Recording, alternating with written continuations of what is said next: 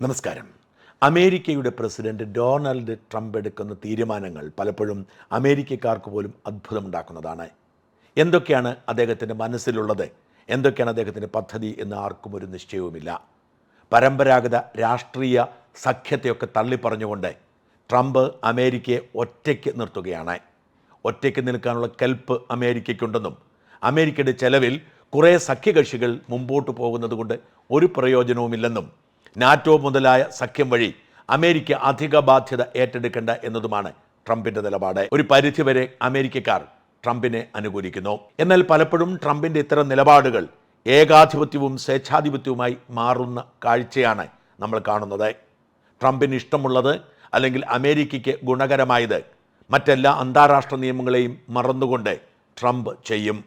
അതിൻ്റെ ഏറ്റവും ഒടുവിൽ നമ്മൾ കണ്ട ഉദാഹരണമായിരുന്നു വെനസ്വേല എന്ന പരമാധികാര രാജ്യത്ത് പോയി അവിടുത്തെ പ്രസിഡന്റിനെയും ഭാര്യയും തട്ടിക്കൊണ്ടുപോയി അമേരിക്കയിൽ തടവിലാക്കിയത്. വെനസ്വേലയിൽ ജനാധിപത്യമില്ല എന്ന് കരുതുക, വെനസ്വേലിയൻ പ്രസിഡന്റ് അവിടെയുള്ള മാഫിയ പ്രവർത്തനങ്ങൾക്ക് നേതൃത്വം കൊടുക്കുന്നു എന്ന് കരുതുക. അത്തരമൊരു സാഹചര്യത്തിൽ പോലും ഐക്യരാഷ്ട്രസഭയാണ് തീരുമാനമെടുത്ത് നടപ്പിലാക്കേണ്ടത്, അല്ലാതെ അമേരിക്കൻ പ്രസിഡന്റ് അല്ല. കയ്യൊക്കുള്ള ഒരു രാജ്യം ഇങ്ങനെ ഇറങ്ങി പുറപ്പെട്ടാൽ പിന്നെ ലോകത്തിൻ്റെ ഗതി എന്താവും? പക്ഷേ ഇതൊന്നും ട്രംപിന് ബാധകമല്ല. ട്രംപ് പറയുന്നു, ഇതേ വഴിയിൽ ഞങ്ങൾ ക്യൂബയെ പാഠം പഠിപ്പിക്കും, കൊളംബിയയെ പാഠം പഠിപ്പിക്കും, മെക്സിക്കോയെ പാഠം പഠിപ്പിക്കും. അമേരിക്കയുടെ പരിസര പ്രദേശത്തുള്ള രാജ്യങ്ങളാണ്.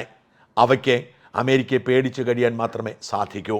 അവിടെയൊന്നും അവസാനിക്കുന്നില്ല ട്രംപിൻ്റെ നീക്കങ്ങൾ. കാനഡ എന്നു പേരുള്ള ലോകത്ത് തന്നെ ഏറ്റവും അധികം വലിപ്പമുള്ള രാജ്യത്തോട് പറയാറുണ്ട്, നിങ്ങളെ ഞങ്ങൾ ഞങ്ങളുടെ 51ാമത്തെ സംസ്ഥാനമാക്കുമെന്ന്. ട്രംപിൻ്റെ കണ്ണ് കാനഡയിലുള്ള ഇതുവരെ ഉപയോഗിച്ചിട്ടില്ലാത്ത, കുഴിച്ചെടുത്തിട്ടില്ലാത്ത, ഖനനം ചെയ്തിട്ടില്ലാത്ത അസാധാരണമായ പ്രകൃതി സമ്പത്തിലാണ്. അത്രമാത്രം ഭൂപ്രദേശം കാനഡയ്ക്കുണ്ട്. ആ കാനഡ ചെറിയ രാജ്യമാണ്, അവർക്ക് ഇതെല്ലാം കുഴിച്ചെടുക്കാനുള്ള സൗകര്യവുമില്ല, ആവശ്യവുമില്ല. എന്നാൽ ട്രംപിൻ്റെ കണ്ണ് ആ ധാതു സമ്പത്തുകളിലാണ്. അതുകൊണ്ട് കാനഡ പോലും അവരുടെ പരമാധികാരം നഷ്ടപ്പെടുന്ന ഒരു ഭീഷണി ട്രംപിൻ്റെ മുമ്പിലുണ്ട്. ലോകത്തിൻ്റെ ഭാഗ്യമാണ് അമേരിക്കൻ ഭരണഘടന. 2 വട്ടം പ്രസിഡന്റ് ആവുന്ന ഒരാൾക്ക് അതിൽ തുടരാൻ കഴിയില്ല എന്ന ഭരണഘടനാ പദവി ഇല്ലായിരുന്നെങ്കിൽ റഷ്യയിലേതുപോലോ ചൈനയിലേതുപോലോ എന്തിനേറെ ഇന്ത്യൻ ജനാധിപത്യം പോലോ ആയിരുന്നു അമേരിക്കയിലേതെങ്കിൽ ലോകം തകർന്നു പോയേനെ. കാരണം ട്രംപ് വീണ്ടും വീണ്ടും അധികാരത്തിൽ വരികയും ട്രംപിന് ഇഷ്ടമുള്ളതെല്ലാം ചെയ്യുകയും ചെയ്യുമായിരുന്നു. ഇനി ട്രംപിന് കഷ്ടി 3 വർഷം കൂടിയുള്ളൂ. ഈ 3 വർഷത്തിനിടയിൽ ട്രംപ് എന്തൊക്കെ ചെയ്തു കൂട്ടുമെന്ന് കണ്ടറിയണം. അല്ലെങ്കിൽ ആലോചിച്ച് നോക്കൂ, ട്രംപ് ഡെൻമാർക്ക് എന്ന രാജ്യത്തിൻ്റെ പരമാധികാരത്തിലുള്ള ഗ്രീൻലാൻഡ് എന്ന ആർട്ടിക്കിലെ പ്രദേശം ഏറ്റെടുക്കാൻ തീരുമാനിക്കുന്നു. മെയിൻലാൻഡ് ഡെൻമാർക്കിൻ്റെ 2 പ്രധാനപ്പെട്ട പ്രവിശ്യകളിൽപ്പെടും ഗ്രീൻലാൻഡ്. എത്രയോ വർഷങ്ങൾക്ക് മുമ്പ് അത് ഡെൻമാർക്കിൻ്റെ സ്വന്തമാണ്. 1800കളിൽ നോർവേയിൽ നിന്ന് വിഭജിച്ച് ഡെൻമാർക്ക് ഒരു പുതിയ രാജ്യമായപ്പോൾ അന്ന് വിട്ടുകൊടുത്തതാണ് ഗ്രീൻലാൻഡ്. ഗ്രീൻലാൻഡിലെ ജനങ്ങൾക്ക് ഡെൻമാർക്ക് മതി, അവർക്ക് അമേരിക്കയോട് പോകേണ്ട കാര്യമില്ല. പക്ഷെ ട്രംപ് പറയുന്നു, ഞങ്ങൾ അത് ഏറ്റെടുക്കുമെന്ന്. ട്രംപ് അതിനുവേണ്ടി വാശി പിടിക്കുന്നു, ബലം പിടിക്കുന്നു. ഡെൻമാർക്ക് ഏറ്റെടുക്കാനുള്ള ഞങ്ങളുടെ നീക്കത്തെ പിന്തുണയ്ക്കാത്ത രാജ്യങ്ങൾക്കെല്ലാം ഞങ്ങൾ പിഴച്ചുങ്കം ഏർപ്പെടുത്തുമെന്ന് പറയുന്നു. വഴക്കാളിയായ ട്രംപ് ഒന്ന് പറഞ്ഞ് രണ്ടാമത്തേതിന് പിഴച്ചുങ്ക ഭീഷണിയാണ് ഉയർത്തുന്നത്. അതുകൊണ്ടാണ് ട്രംപ് പറഞ്ഞിരിക്കുന്നത്, ആരൊക്കെ ഈ നീക്കത്തെ പിന്തുണയ്ക്കുന്നില്ല എന്ന് ഞങ്ങൾ നോക്കിയിരിക്കുന്നു. ഞങ്ങളെ പിന്തുണയ്ക്കാത്ത, ഞങ്ങളെ എതിർക്കുന്നവരെ ഞങ്ങൾ ചുങ്കം ഏർപ്പെടുത്തി ഒറ്റപ്പെടുത്തും. ഞങ്ങൾക്ക് വേണം, മനസ്സമാധാനത്തോടെ ഞങ്ങൾ കാശ് കൊടുത്ത് വാങ്ങിക്കോളാം. ഇനി ആ ഗ്രീൻലാൻഡ് ഞങ്ങളുടെ ഭാഗമാണ്, അല്ലെങ്കിൽ അത് ചൈനയും റഷ്യയും കൊണ്ടുപോകും, അമേരിക്കയുടെ സുരക്ഷ അത് ബാധിക്കും. അതുകൊണ്ട് ഞങ്ങൾക്കത് വേണം, ആ കാര്യത്തിൽ വിട്ടുവീഴ്ചയില്ല. നിങ്ങൾ തരുന്നില്ലെങ്കിൽ ഞങ്ങൾ അത് പിടിച്ചെടുക്കും. അതിന് അവസരം വേണോ? ഓർക്കണം, ഡെൻമാർക്ക് നാറ്റോ സഖ്യത്തിൻ്റെ ഭാഗമാണ്. അമേരിക്ക നാറ്റോ സഖ്യത്തിൻ്റെ ഏറ്റവും വലിയ നേതാവാണ്. അവർ ഒരുമിച്ച് നിന്ന് പോരാടുമ്പോൾ, റഷ്യയും ചൈനയും ഒറ്റപ്പെടുത്താൻ ശ്രമിക്കുമ്പോൾ നാറ്റോയിൽ വലിയ ഭിന്നതയാണ്. എന്ത് ചെയ്യുന്നു? യൂറോപ്പിനൊന്നും സമ്മതിക്കാൻ പറ്റുന്നില്ല. യൂറോപ്പ് ആകെ അതൃപ്തരാണ്. നമുക്കറിയാം, യുക്രൈൻ എന്ന യൂറോപ്യൻ രാജ്യം പെട്ടിരിക്കുന്ന പാട്. അമേരിക്കയുടെ പിന്തുണയോടെ, അമേരിക്കയുടെ നിർദ്ദേശപ്രകാരമാണ് റഷ്യ ചൊറിഞ്ഞുകൊണ്ടിരുന്നത്. റഷ്യ തിരിച്ച് യുദ്ധം പ്രഖ്യാപിച്ചപ്പോൾ സമാധാന ചർച്ചയ്ക്ക് പോവാതെ അവർ പ്രശ്നം തീർക്കാനുള്ള പല വഴികളുണ്ടായിരുന്നു. അന്ന് യുദ്ധം പ്രഖ്യാപിച്ചപ്പോൾ ക്രീമിയ കൊടുത്താൽ മതിയായിരുന്നു, പ്രശ്നം തീരുമായിരുന്നു. ക്രീമിയയുടെ മേലുള്ള പണ്ട് തന്നെ 2014 റഷ്യ കൈവശപ്പെടുത്തിയ യുക്രൈൻ്റെ ഭാഗമായ ക്രീമിയ, അതിൻ്റെ മേലുള്ള അവകാശം പിൻവലിച്ചാൽ മാത്രം മതിയായിരുന്നു. കാരണം അത് റഷ്യയുടെ കയ്യിലാണ്, അങ്ങോട്ട് ആർക്കും കയറാൻ പറ്റാത്ത അവസ്ഥയാണ്. ഒരു പ്രശ്നവും ഉണ്ടായിരുന്നില്ല. പക്ഷേ ഇപ്പോഴോ യുക്രൈൻ്റെ പല ഭാഗങ്ങളും നഷ്ടപ്പെട്ടു എന്ന് മാത്രമല്ല, യുക്രൈനെ സഹായിച്ചു എന്നതിൻ്റെ പേരിൽ അവരുടെ വലിയ തോതിലുള്ള ധാതു വിഭവങ്ങൾ ട്രംപിന് കൊടുക്കേണ്ടത് അമേരിക്ക കൊടുക്കേണ്ടി വന്നു. എന്നിട്ടോ റഷ്യ പറയുന്നത് പോലെ വേണമെങ്കിൽ യുദ്ധം അവസാനിപ്പിച്ചോളൂ, ഞങ്ങൾ സഹായിക്കില്ല എന്ന നിലപാടിലേക്ക് മാറി. യൂറോപ്യൻ രാജ്യങ്ങൾ അതൃപ്തരാണ്, അസംതൃപ്തരാണ്. അവർ ട്രംപിനോട് പറയുന്നത് പറ്റില്ല. ഇവിടെ ഇപ്പോൾ ഗ്രീൻലാൻഡ് ഏറ്റെടുക്കാൻ ശ്രമിക്കും ബ്രിട്ടനും ജർമ്മനിയും ഫ്രാൻസും അടക്കമുള്ള പ്രധാനപ്പെട്ട രാജ്യങ്ങളൊക്കെ നോ പറയുന്നു. അവർ പറഞ്ഞ് സമ്മതിക്കില്ല. ട്രംപെ ഞങ്ങൾ നിങ്ങളോടൊപ്പം നിൽക്കുകയാണ്, പക്ഷെ നിങ്ങളിങ്ങനെ തുടങ്ങിയാൽ ഞങ്ങൾ എന്ത് ചെയ്യും? നിങ്ങളിങ്ങനെ ചുങ്കം ഏർപ്പെടുത്തുമെന്നൊക്കെ പറഞ്ഞ് ഭീഷണിപ്പെടുത്തരുതേ. ഞങ്ങൾക്ക് ഒരിക്കലും ഡെൻമാർക്കിൻ്റെ പരമാധികാരം ഇല്ലാതാക്കുന്ന സാഹചര്യത്തെ അനുകൂലിക്കാൻ കഴിയില്ല എന്നാണ് പ്രധാനപ്പെട്ട എല്ലാ രാജ്യങ്ങളും, പോളണ്ടിനെ പോലുള്ള ചില രാജ്യങ്ങൾ മാത്രമാണ് തൽക്കാലം മൗനം പാലിച്ചിരിക്കുന്നത്. അതുകൊണ്ട് സംഭവിച്ചിരിക്കുന്നു, ഡെൻമാർക്കിനും UK-ക്കും നോർവേയ്ക്കും സ്വീഡനും ഫ്രാൻസിനും നെതർലൻഡ്സിനും ജർമ്മനിക്കും ഫിൻലൻഡിനുമൊക്കെ ട്രംപിൻ്റെ ഭീഷണിയുണ്ട്. 10% ഇപ്പോൾ അവർ ഇറക്കുമതി ചുങ്കം ഏർപ്പെടുത്തുന്നത്. ഈ ഫെബ്രുവരി 1 മുതൽ മെയ് ആകുമ്പോഴേക്കും അത് 25% ഇപ്പോൾ തന്നെ മിക്ക രാജ്യങ്ങൾക്കും 10 മുതൽ 25% വരെ അധിക നികുതിയുണ്ട്. അതിന് പുറമെയാണ് ഈ രാജ്യങ്ങൾക്ക്, അതായത് അമേരിക്കയെ എതിർക്കുന്ന രാജ്യങ്ങൾക്ക് ഏർപ്പെടുത്തുന്നത്. ഇന്ത്യയുടെ അവസ്ഥ അതിനേക്കാൾ ദയനീയമാണ്. ഇന്ത്യക്ക് ബേസ് റേറ്റ് 25%. റഷ്യയുമായി സഹകരിക്കുന്നതിന് പേരിൽ അടുത്ത 25%, ഇറാനുമായി സഹകരിക്കുന്നു എന്ന് പറഞ്ഞ് അടുത്ത 25%. അതിൻ്റെ കൂടെയാണ് ഇപ്പോൾ ഡെൻമാർക്കിനെ പിന്തുണച്ചാൽ മറ്റൊരു 25% കൂടി ഏർപ്പെടുത്തുമെന്ന് പറയുന്നത്. ഇത്തരത്തിൽ ട്രംപ് ഭീഷണിപ്പെടുത്തി മുമ്പോട്ട് പോയിക്കൊണ്ടിരിക്കുന്നു. ആളുകൾക്ക് ഭയമാണ് ട്രംപിനോട് ഏറ്റുമുട്ടാൻ. കാരണം ട്രംപിനോട് ഏറ്റുമുട്ടി ജയിച്ചെന്ന് വരില്ല. കാരണം അങ്ങനെ വന്നാൽ ട്രംപ് ആ രാജ്യത്ത് ചെന്ന് ആ ഭരണാധികാരിയെ പിടിച്ചുകൊണ്ട് പോകും. ആരും ഒന്നും മിണ്ടില്ല, ഐക്യരാഷ്ട്രസഭ അനങ്ങില്ല, ആർക്കും പ്രതികരിക്കാൻ കഴിയില്ല. ചൈനയും റഷ്യയും ഒക്കെ മിണ്ടാതിരിക്കുകയാണ്. അവർ പോലും ട്രംപിനോട് വെല്ലുവിളിക്കാനോ യുദ്ധം ചെയ്യാനോ തയ്യാറാവുന്നില്ല. എല്ലാം ചെയ്യുന്നത് ചൈനയുടെയും റഷ്യയുടെയും പേര് പറഞ്ഞ, പക്ഷേ ഇന്ത്യക്ക് ഏർപ്പെടുത്തിയതിനേക്കാൾ കുറഞ്ഞ നികുതിയാണ് റഷ്യയ്ക്കും ചൈനയ്ക്കും ഉള്ളത്. ഇതെന്തുകൊണ്ടാണ്? യഥാർത്ഥത്തിൽ ചൈനയും റഷ്യയും തന്നെയാണ് ട്രംപിൻ്റെ നോട്ടപ്പുള്ളികൾ. എന്നാൽ അവരെ ഒറ്റപ്പെടുത്തണമെങ്കിൽ എല്ലാവരും ട്രംപിനോടൊപ്പം നിൽക്കണം. ഏതെങ്കിലും അസോസിയേഷൻ ചൈനയോട് റഷ്യയോട് പോകുന്നവർ അവർക്കിട്ട് പണി തരും എന്നതാണ് ട്രംപിൻ്റെ നിലപാട്. വലിയ ബുദ്ധിമുട്ടിലേക്ക് നമ്മൾ പോയിക്കൊണ്ടിരിക്കുന്നു. പ്രശ്നം പരിഹരിക്കാനേ കഴിയുന്നില്ല. മാസങ്ങളേറെയായി താരിഫ് ഏർപ്പെടുത്തിയിട്ട് ഇന്ത്യയിൽ നിന്നും അമേരിക്കയിലേക്കുള്ള കയറ്റുമതി വലിയ തോതിൽ കുറഞ്ഞിരിക്കുന്നു. അത് ഇന്ത്യയുടെ സമ്പദ് വ്യവസ്ഥയുടെ വളർച്ചയെ ബാധിക്കും.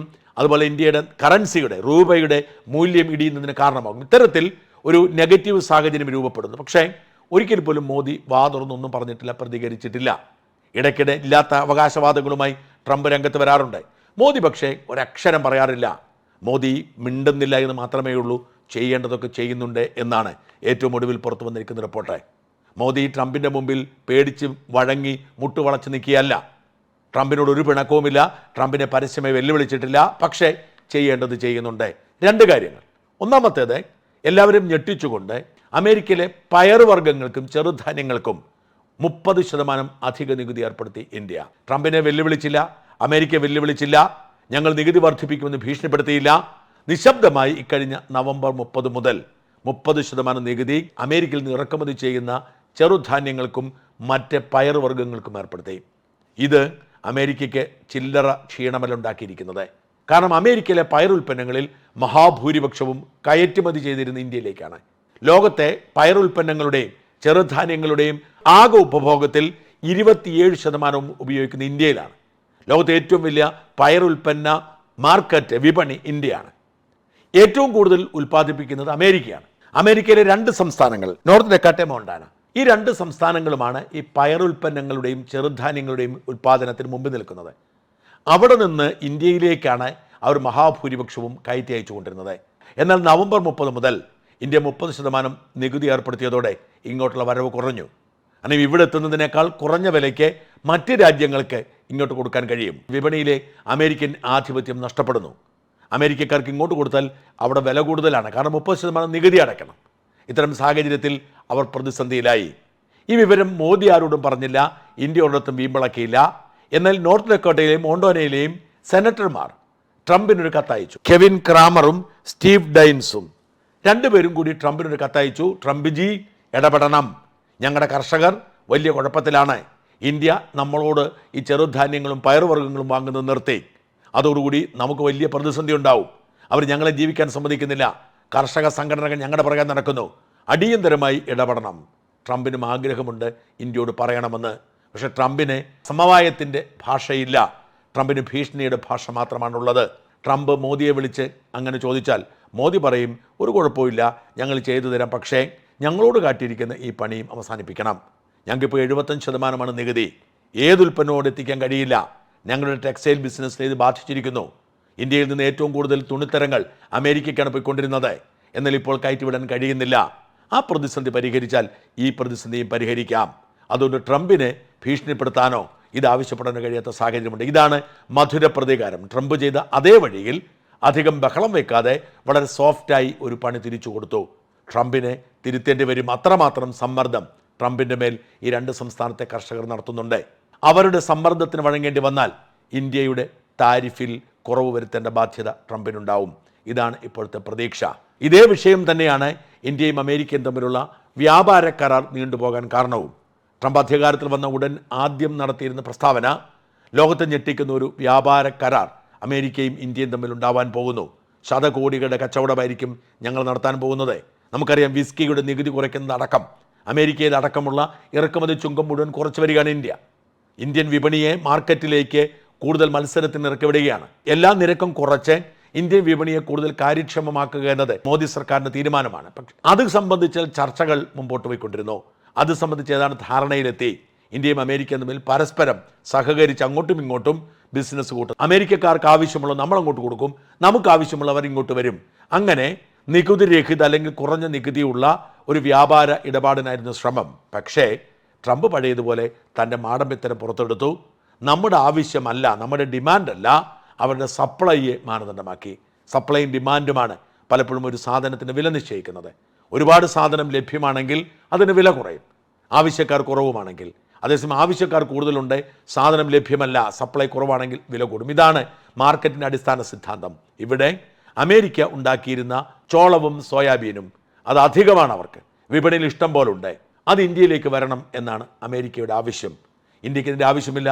നമ്മളും ചോളവും സോയാബീനും ഉണ്ടാക്കുന്നുണ്ട്, നമ്മളത് കയറ്റി അയക്കുന്നുണ്ട്. അപ്പോൾ നമ്മൾ അമേരിക്കയിൽ നിന്ന് വാങ്ങേണ്ടതില്ല. അമേരിക്കയുടെ പ്രശ്നം അവരുടെ കർഷകർക്ക് വില കൊടുക്കണം, അതുകൊണ്ട് ഇന്ത്യ വാങ്ങണം. ഇന്ത്യ നോ പറഞ്ഞു. ഇക്കാര്യമാണ് നമ്മൾ തമ്മിലുള്ള ഭിന്നതയുടെ മൂലകാരണം. അതുകൊണ്ടാണ് ഇതുവരെ വ്യാപാര കരാറിൽ ഒപ്പുവയ്ക്കാത്തത്. ചില ധാരണകൾക്ക് ശ്രമിക്കുന്നുണ്ട്. പക്ഷേ ഇന്ത്യ ഇങ്ങനെ മധുര പ്രതികാരം കൊടുത്തത് ട്രംപ് പോലും നാണക്കേട് കൊണ്ട് ആരോടും പറഞ്ഞില്ല. ഇന്ത്യ വെറുതെ പേടിച്ച് മാറിയിരിക്കുകയല്ല, അത്യാവശ്യം പണി കൊടുക്കേണ്ടടുത്ത് കൊടുത്തു വരികയാണ് എന്ന് ഇത് വ്യക്തമാക്കുന്നു.